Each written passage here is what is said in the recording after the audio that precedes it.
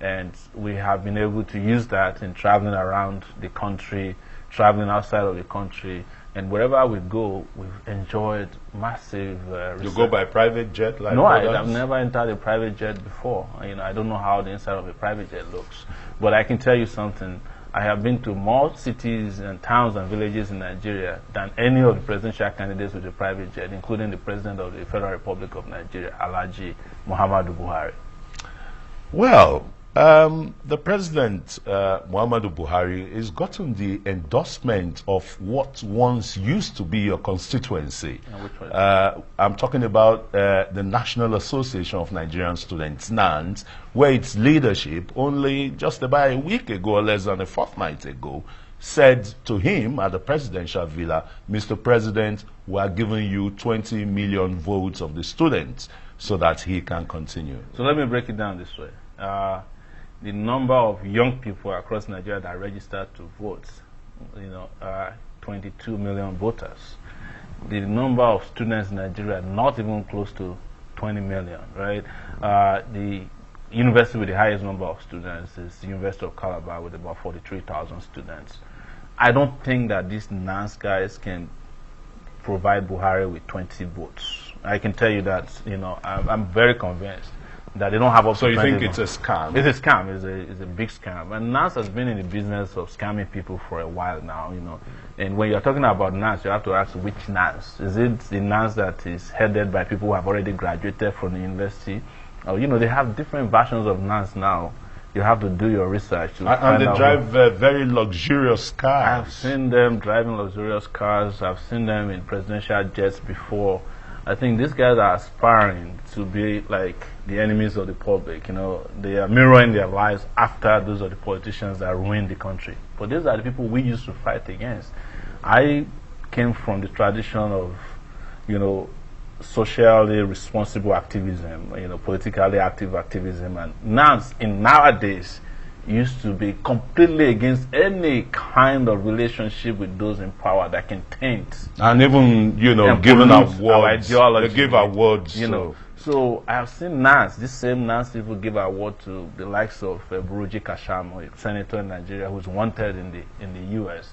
I've seen them give awards to the most, ridiculous people. Is that what they're supposed to be doing? No, NANS has become commercialized. It has become a commercial entity, and their relationship with politicians is a transactional one. That's why you never see NANS fighting for express students. You can't find them fighting against school fees increment. I was going to ask you. So, if you come in as a president with the perennial truncation of tertiary education, whether at the university level by ASU or ASUP and the rest, for one salary increment, one teaching allowance and the rest, all in the name of fighting for the students, and with your experience then at the University of Lagos, how are you going to rejig the Nigerian education system? Not just at the tertiary level, because the most important level is the primary and the secondary level. Absolutely. Let me start by telling you how many kids we have out of school. You all know that, 13 million of them. We have to take them back into school. And our specific intervention is to spend an average of 100,000 naira per kid to return them back to school. That would take us about 1.3 trillion naira. Investment to take this annually. It won't be annually, because the moment we take them out at once into school, then they become part of the education system. So it's when you don't do it at once that you have to spend annually. So it's going to be a one-time intervention of ensuring that all the 13 million kids are sent back to school. And then you can make it a crime for parents to ask their kids to go and be selling along the highway pure water, granite, and the rest of it when they should be in school, because that's what happens. The Child Rights Act is there, and just some states have not implemented it. The states are not interested in children education. They're interested in security votes for governors. Even the UBEC, fund that's available for state to draw from, they need to just provide a little bit of counterpart funding. They never do it because, the governors don't send their children to school here.